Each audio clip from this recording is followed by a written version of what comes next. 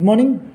ఈరోజు ఆంధ్రప్రదేశ్ విభజన చట్టంలో ఉన్నటువంటి అంశాల మీద ఇద్దరు ముఖ్యమంత్రులు కూడా, ఆంధ్రప్రదేశ్ ముఖ్యమంత్రి చంద్రబాబు నాయుడు, అదేవిధంగా తెలంగాణ ముఖ్యమంత్రి రేవంత్ రెడ్డి గారు ప్రజాభవన్లో సాయంత్రం 6 గంటలకు భేటీ అవుతూ ఉన్నారు.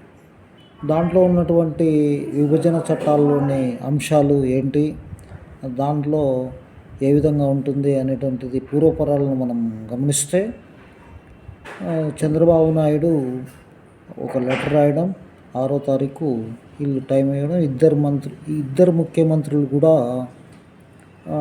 ఈ యొక్క విభజన చట్టంలో కానీ, విభజన చట్టంలో హామీలు కేంద్ర ప్రభుత్వము ఏ విధంగా ఇచ్చింది, రకరకాలైనటువంటి అంశాల మీద ఈరోజు చర్చ జరగబోతూ ఉంది.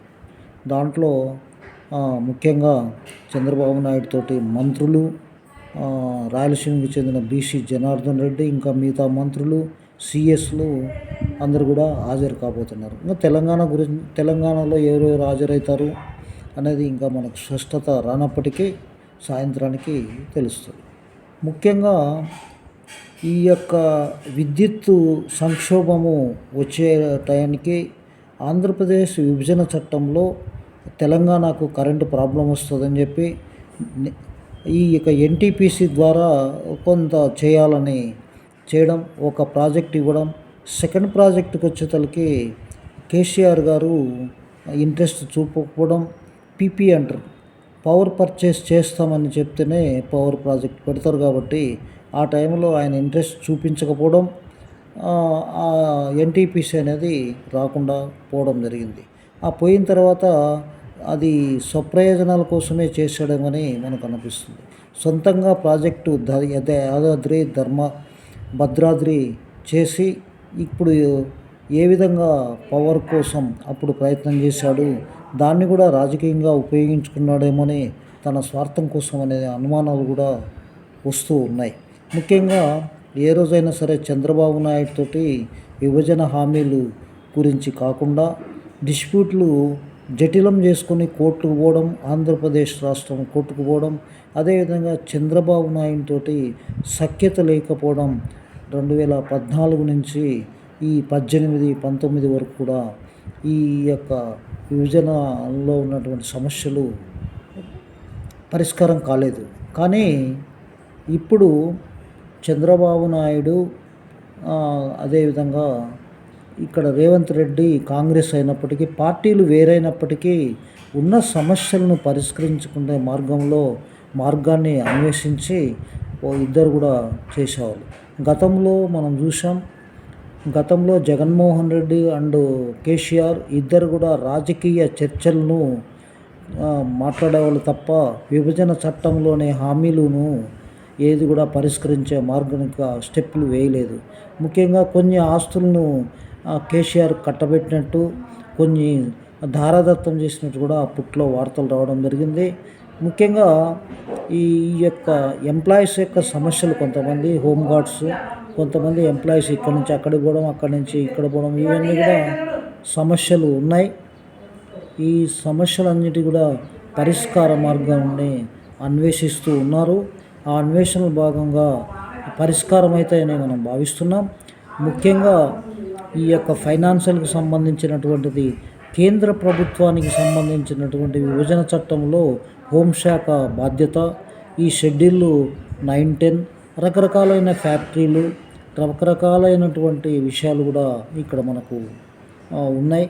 ముఖ్యంగా తెలంగాణ వాదం ఏంటంటే, మా ప్రాంతంలో ఉన్నటువంటి ఫ్యాక్టరీలన్నీ మాకే సొంతం అని వాదించడం, అదేవిధంగా ఆంధ్రప్రదేశ్ జనాభా నిష్పత్తితోటి మాకు కూడా భాగం కావాలనడం, ఇది వితండవాదాలు, రకరకాలైనటువంటి సమస్యలు.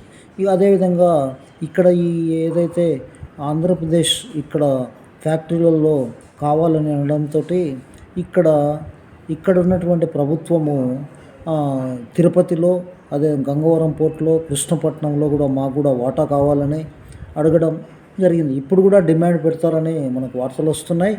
మరి ఆ యొక్క డిమాండ్కు చంద్రబాబు నాయుడు గారు ఏ విధంగా చేస్తారు అంటే, సామరస్యంగానే వీళ్ళు పరిష్కరించుకుంటారని మనం భావిస్తున్నాం. ముఖ్యంగా కేంద్ర ప్రభుత్వము సానుకూల ధోరణితో ఇద్దరు కూడా ఒకే తాటిపై వెళ్ళినప్పుడు వెనుకబడిన జిల్లాలకు ఏదైతే బడ్జెట్ ఇస్తామన్నారో రెండు రాష్ట్రాలకు ఆ విధంగా అడుగులేస్తే ఈ ఇద్దరు కూడా కేంద్రంతో సామరస్య రూపం సామరస్యంగా ఇద్దరు కూడా ఇద్దరు కూడా ఒకే మాట మీద కేంద్రం మీద ఒత్తిడి తెస్తే పరిష్కారాలు వచ్చేటువంటి అవకాశం ఉంది. ముఖ్యంగా బయ్యారం స్టీల్ ప్లాంట్ ఫీజిబిలిటీ లేదని చెప్పారు. విభజన చట్టంలో ఒక స్టీల్ ప్లాంట్ ఉండాలని చెప్పి అనడం, ఇంకా అక్కడ కాకపోయినా ఇంకొక దగ్గరైనా కూడా స్టీల్ ప్లాంట్ పెట్టే అవకాశం ఉంది. కేవలం బీజేపీ వచ్చిన తర్వాత తెలంగాణలో ఒక గిరిజన యూనివర్సిటీ మొన్న ఎలక్షన్ ముందు గిరిజన యూనివర్సిటీ ఏర్పాటు చేశారు. అంతకుముందు విభజన చట్టంలో ఉన్నప్పటికీ 10 సంవత్సరాల నుంచి వాళ్ళు పట్టించుకోలేదు. తెలంగాణలో ఆంధ్రప్రదేశ్లో ఏదైతే ఈ ప్రత్యేక హోదా అన్నటువంటి దాన్ని ప్రత్యేక ప్యాకేజీగా ఇవ్వడం జరిగింది. చంద్రబాబు నాయుడు విభేదించి పోవడంతో చంద్రబాబు నాయుడిని రాజకీయంగా ఏ విధంగా ఆయన ఓడిపోయాడు మనందరికీ తెలిసిన విషయం. ఇప్పుడు అలాంటి తప్పులు చంద్రబాబు నాయుడు కానీ రేవంత్ రెడ్డి గారు చేయరని మనం భావిస్తున్నాం. సామరస్యంగా కేంద్ర ప్రభుత్వం ప్రోటోకాల్ను పాటిస్తూ కేంద్ర మంత్రులను కానీ ప్రధానమంత్రిని కానీ ఇంకా మిగతా వాళ్ళని కానీ గవర్నర్ కానీ రాష్ట్రపతిని కానీ ప్రోటోకాల్ను పాటించేటువంటి రేవంత్ రెడ్డి గారికి సామరస్యంగానే పరిష్కరిస్తారని మనం భావిస్తూ ఉన్నాం. ముఖ్యంగా మనం గమనిస్తే ఈ యొక్క ఆస్తులు హైదరాబాద్లో చాలా ఉన్నాయి. కొన్ని బిల్డింగులు కూడా కేటాయించే అవకాశం ఉంది. ముఖ్యంగా ఘర్షణ వాతావరణం కాకుండా కోర్టులకు వెళ్ళి సంవత్సరాలు తిరగకుండా సామరస్యంగా మేధావులతోటి ప్రజా సంఘాలతోటి సమాజంలో పనిచేసే వాళ్ళతోటి వాళ్ళ అభిప్రాయాన్ని ద్వారా పరిష్కరించుకుంటే రెండు రాష్ట్రాలకు శ్రేయస్కరము. ముఖ్యంగా మనం చెప్పుకుంటే ఇదాక నేను చెప్పినట్టు వెనుకబడిన జిల్లాకు ఆర్థిక సహాయం ఇస్తానన్నటివి రెండు రాష్ట్రాలకు ఇవ్వాలి. ఉమ్మడి ఎజెండాగా ఆంధ్రప్రదేశ్ తెలంగాణలో ఉమ్మడి ఎజెండాగా వీళ్ళిద్దరు కూడా సమస్యలను చెప్పి కేంద్రం నుంచి రావాల్సినటువంటి నిధులను రాబట్టుకోవడం, ఈ మనము ఏపీ స్టేట్ ఫైనాన్షియల్ కార్పొరేషన్కు సంబంధించిన విషయాలను కూడా కేంద్ర ప్రభుత్వము తోటి చర్చించి అవి కూడా పరిష్కరించాలి. కొన్ని కోట్లు డబ్బులు బ్యాంకులో ఉన్నాయని పరిష్కారం కాకుండా ఉన్నాయని చెప్పి మనకు వార్తలు వస్తున్నాయి. దాంట్లో భాగంగా ఇవి కూడా ఇప్పుడు ఉన్నటువంటి రెండు రాష్ట్రాల్లో చాలా ఇబ్బందికరమైన పరిస్థితులు ఉన్నాయి కాబట్టి ఆర్థికంగా ఎలాంటి అవకాశం ఉన్నా పరిష్కరించుకోవాలని చెప్పి మేము కూడా విజ్ఞప్తి చేస్తున్నాం. నా పేరు వై చెన్నకేశ్వరరెడ్డి, నేను ఒక సామాజిక కార్యకర్తను.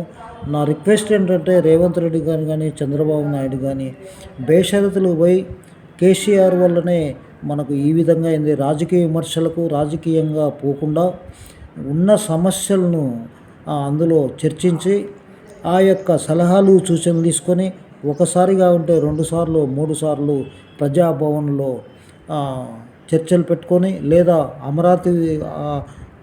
అమరావతిలో కానీ ఎక్కడైనా సరే లేదా ఢిల్లీలో కానీ కూర్చొని మాట్లాడుకొని పరిష్కారానికి ఇది ఎందుకంటే హోంశాఖకు కేంద్ర ప్రభుత్వం కాబట్టి వాళ్ళు కూడా పాత్ర ఉంటే పరిష్కారం అయ్యేదానికి అవకాశం ఉన్నాయి కాబట్టి ఆ విధంగా ఇద్దరు అడుగులేస్తారని ప్రజల జీవన ప్రమాణాలు పెరగడంకు ఉపాధి ఉద్యోగాల కోసం ఇద్దరు కూడా పాటుపడతారని భావిస్తున్నాం.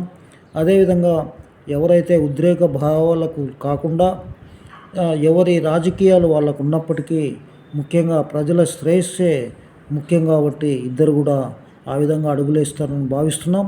Best of luck CM.